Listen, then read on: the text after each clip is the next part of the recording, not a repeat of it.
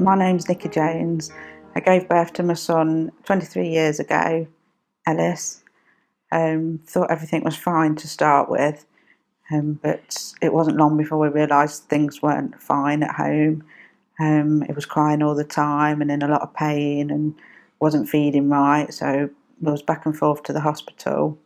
Eventually, he was diagnosed with cerebral palsy. It was very upsetting, and a lot of my friends had had children at the same time, and they was all getting on with their lives and really happy, and everything was going wrong for us. So it was very hard, and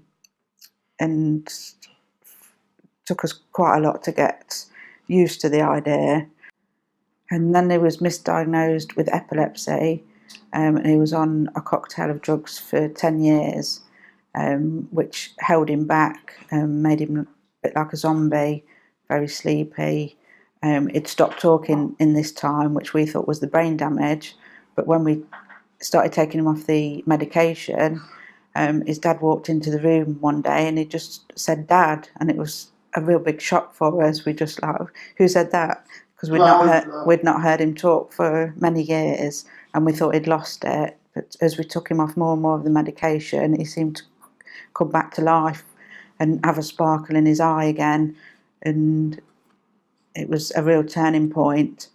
We first heard about Bamboozle. They came into Ashfield School, which is where Ellis was going, and they did a performance, and then they sent leaflets out to all the families, and we went to a performance at the Haymarket Theatre. I think was the first time we went. And to start with, Ellis really didn't like it, that it was too noisy and there's too much going on, too many sensory things, and if he thought it was a bit intimidating and loud, and he was very anxious about it.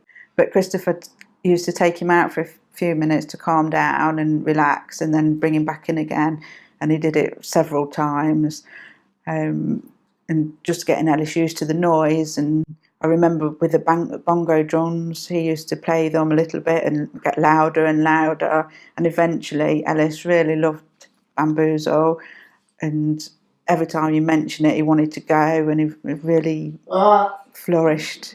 He's so interested in what's going on, and he wants to be involved with everything.